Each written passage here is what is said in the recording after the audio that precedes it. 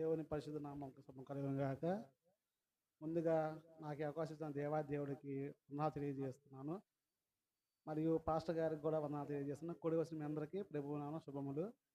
యేసు ప్రభువు వారు శిలువలో పడిన 7 మాటలలో మొదటి మాట అయినటువంటి లూకా సువార్త 23వ అధ్యాయం 34వ వచనం చదువుకుందాం. తండ్రి వీరేమి చేయుచున్నారో కనుక వీరిని క్షమించము. చిన్న ప్రార్థన చేసుకుని మనం వచనం చదువు. మహాపరిశుద్ధుడా, ప్రేమగల నాయన, కృపగల మా తండ్రి, నీ యొక్క శ్రేష్టమైన బంగారు పాదాల స్థుతులు స్తోత్రాల ప్రభువా నాయన. ఇదిగో ప్రభువా నాయన, గెచ్చమనే తోటలో సమానుభవం నుంచి ప్రభువా గొలుగొతా కొండ వరకు ప్రభువా నాయన, నీ రక్తం చిందించి ప్రభువా మా పాపాల కన్నా గొప్ప దేవుడు ప్రభువా నాయన. ఉదయం 9 గంటల కాడ నుంచి ప్రభువా మధ్యాహ్నం 3 గంటల వరకు ప్రభువా 6 గంటల ప్రభువా శిలువ మీద నాయన మీరు పలికినటువంటి మాటలు బట్టి ఇదిగో ప్రభువా మొదటి మాట నేను మాట్లాడుతుండగా ప్రభువా నాయన మీ సిలువ చాటును మరుగుపరచుకున్నామని మీకే ఘనత మహిమ ప్రభావాలు అందుకోమని యేసయ్య పరిశుద్ధ నామములో మీకు ఎదుర్కొని ప్రార్థిస్తున్నాం తండ్రి. ఆమేన్. తండ్రి వీరేమి చేయుచున్నారో ఎరుగక వీరిని క్షమించండి. ఇది ప్రవచన వాక్యం. యెషయా గ్రంథము చూసుకున్నట్టయితే యెషయా గ్రంథము 53వ అధ్యాయము 12వ వచనం చూసుకుంటే ఏలయనగా 53:12 యెషయా గ్రంథం. ఏలయనగా మరణం పొందినట్లు అతడు తన ప్రాణమును దారబోసెను, అతిక్రమం చేయు వారిలో ఎంచబడేవాడాయను, అనేకుల పాపలను బంధించు తిరుగుబాటు చేసిన వారిని గూర్చి విజ్ఞాపన చేసిన. యేసు ప్రభు వారు ముందుగానే యేషయా చేత పలకబడిన వాక్యం కాబట్టి తండ్రి వీరేమి చేయుచున్నారో కనుక వీరిని క్షమించమంటగా మాట్లాడుతున్నాం. మనమైతే ఈ లోకానుసారంగా మన్నసయం అన్నప్పుడు ఏం ఆలోచిస్తాం? మనం ఏం మాట్లాడాలో అర్థం కాదు, మనం ఏం చెప్పాలో అర్థం కాదు. కానీ యేసు ప్రభు వారు సిలువలో అంత రక్తం దారపోసినప్పుడు కూడా ఆయన దేవుడిని అడుగుతున్నారు, తండ్రి వీరేమి చేయుచున్నారో వీరు కనుక వీరిని క్షమించమని అడుగుతున్నారు. బైబిల్లో చూసుకుంటే గ్రీకు భాషలో క్షమాపణి అఫీమి అని రాయబట్టుగా సంఘ పెద్దలు చెప్తున్నారు. అఫీమి అనగా విడిచిపెట్ట లేదా విముక్తి కలిగించుట. యేసు ప్రభు వారు సిలువలో మన కోసము ప్రాణం త్యాగం చేశారు. కొత్త నిబంధనలో క్షమాపణ అనే పదము 143 సార్లు ప్రస్తావించబడింది. తర్వాత మత్తయి సువార్త 18వ అధ్యాయము 22వ వచనం చూసుకుంటే క్షమాపణ గురించి ఇలా రాయబడి ఉన్నది. అందుకు యేసైతే నేను 7 మార్ల మటుకే కాదు, చాలు ఎన్నిసార్లు క్షమించవచ్చు అంట మనిషి? 70. అంటే మనం ఎన్నిసార్లు క్షమిస్తున్నాము ఈ లోకంలో మనిషిని? 70 అంటే అధిక బలం ఉన్న 80 సంవత్సరాలు. కాబట్టి 70 సంవత్సరాలు మనం క్షమిస్తూనే ఉండొచ్చు. కానీ మనము క్షమించగలుగుతున్నామా ఈ లోకానుసారంగా?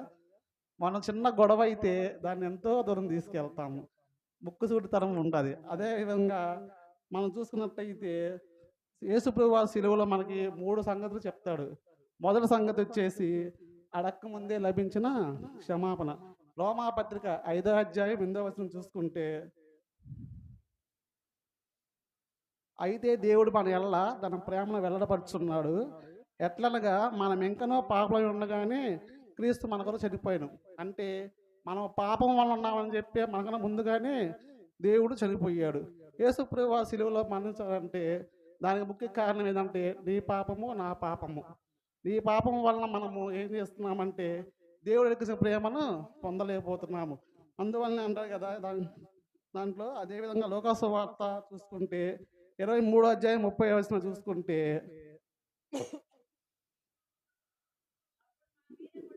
అప్పుడు మేము మా మీద పడ్డని పరములతోనూ మనకు అప్పుడని ఒక్క నిమిషం. లూకా సువార్త 23:35 ప్రజలు నిలవబడి చూచుచుండురి, అధికారులను వీడితులు రక్షించను, వీడు దేవుడు ఏర్పరచుకున్న క్రీస్తు అని తను తాను రక్షించుకొని అపహసించిరి. అక్కడ జరుగుతున్న సంభాషణ ఏంటంటే ఎవరికి తెలియదు యేసు ప్రభు సిలువ వేస్తున్నారు, ఈయన గొప్ప దేవుడని అక్కడున్న రోమా సైన్యానికి కూడా తెలియదు. పైగా ఆయన ఏం చేస్తున్నారు? అపహసించుకుంటున్నారు.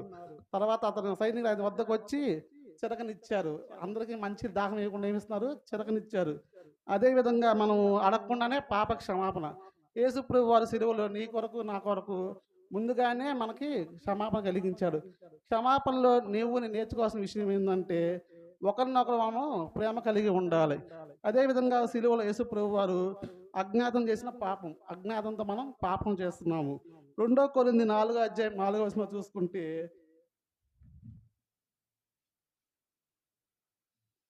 దేవుడు స్వరూపి అయిన క్రీస్తు మహిమను కనపరచుచు సువార్త ప్రకాశము వారికి ప్రకాశించుకునే నిమిత్తము ఈ యుగ సంబంధమైన దేవత అవిశ్వాసులైన వారి మనోనేతములు గుడ్డితనంగా చేస్తున్నాం. అంటే మనము యేసు ప్రభుని నమ్మలేక మన కళ్ళు మనల్ని గుడితనంగా అయిపోయినాయి. కాబట్టి మనం సిలువని యేసు ప్రభు సిలువకి అప్పచెప్పాము. యేసు ప్రభు వారు యెరూషలేముకి మనకి ఎలా వచ్చారు? రాజుగా వచ్చాడు. కానీ రాజుగా వచ్చినప్పటికీ మనం ఏం చేస్తున్నాము? ఆయన్ని మాకు బరబ్బా కావాలి, యేసు ప్రభుని సిలువ వేయమని చెప్పి మనమే మన నేత్రాలను గుడ్డితనం చేసుకున్నాము. అదేవిధంగా మనం చూసుకుంటే యేసు ప్రభు వారు మధ్యవర్తిగా మన మధ్య ఉన్నారు. మధ్యవర్తిగా యేసు మన మధ్య ఉన్నాడు. 1 తిమోతి 2 అధ్యాయం 5వ వచనం చూసుకుంటే, దేవుడు ఒక్కడే, దేవునికి నరునికి మధ్య వర్తి ఒక్కడే, అంటే ఆయనే క్రీస్తు యేసు. కాబట్టి యేసు క్రీస్తే మన మధ్యవర్తి అయి ఉన్నాడు. నీ పాపంకి నా పాపం కొరకు యేసు ప్రభు వారు కలువరి శిలువలో 33 సంవత్సరాల ఆయన ఆయన 3 సంవత్సరాలే పరిచర్య చేశాడు. ఈ 3 సంవత్సరాల్లో ఎన్నో అద్భుతాలు, ఎన్నో ఉపమానాలు చెప్పారు. అయినప్పటికీ యేసు ప్రభు వారిని విశ్వసించలేక అనేక మంది సిలువ వేయవలసిన్నారు. అదేవిధంగా మనం చూసుకున్నట్టయితే మనం దేవుడు మన క్షమాపణ వల్ల కలిగే 3 లాభాలను కూడా మనం చూద్దాము. మనస్సాక్షిని శుద్ధిపరచుకుంటాము. ఏ విధంగా అంటే సామెతల గ్రంథము 25 అధ్యాయము 21, 22,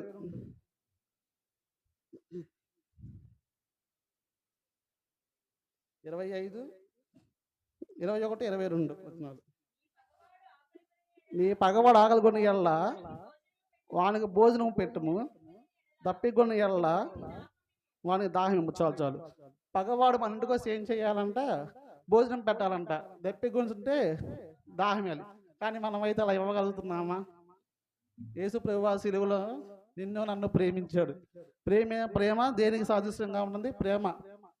క్షమించడం అంటే మనం ఇతరుల పట్ల ప్రేమ కలిగి ఉండాలి.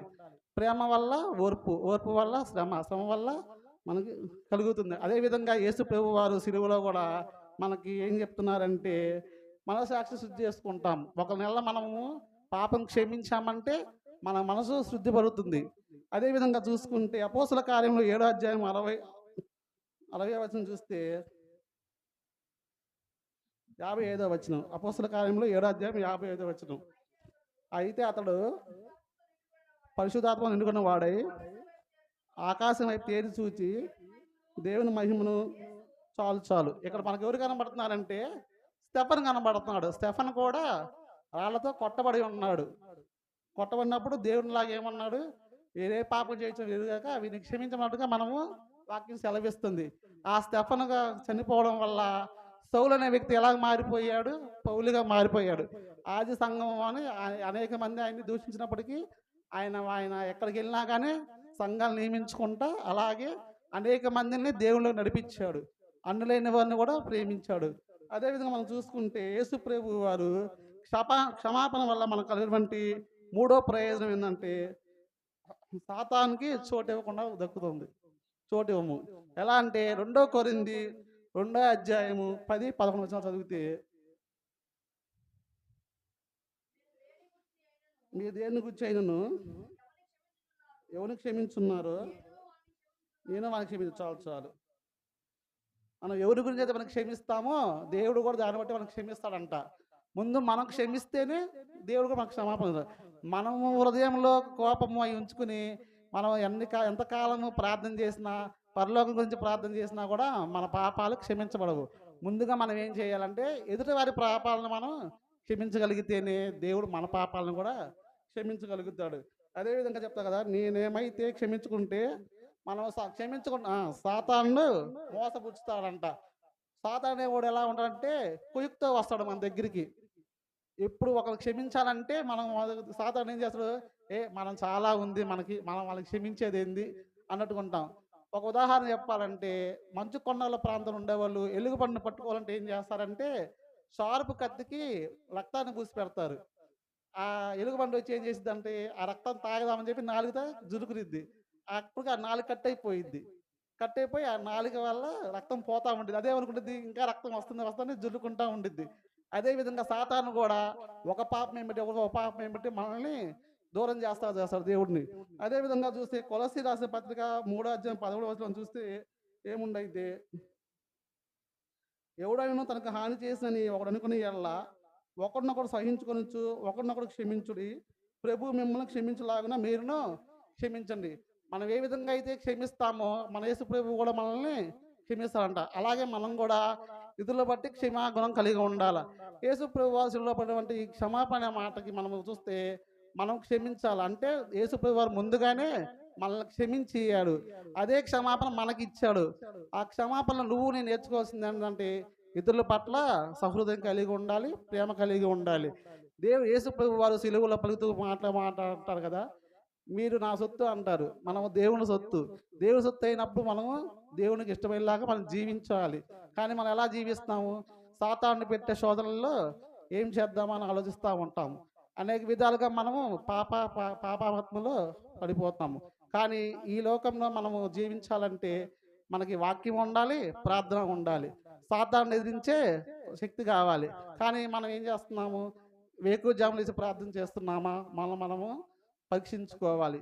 ఎన్నో ఎన్నో సంవత్సరాల నుంచి మనం ఈ వాక్యం వింటానే ఉన్నాం, క్షమించండి క్షమించండి. కానీ ఒక్కరైనా మారు మనసు పొందుతున్నారా? మిమ్మల్ని మీరు పరీక్షించుకోవాలని తెలియజేస్తూ నాకు ఇచ్చిన అవకాశాన్ని ముగిస్తున్నాను. దేవునికి మహిమ కలుగును గాక.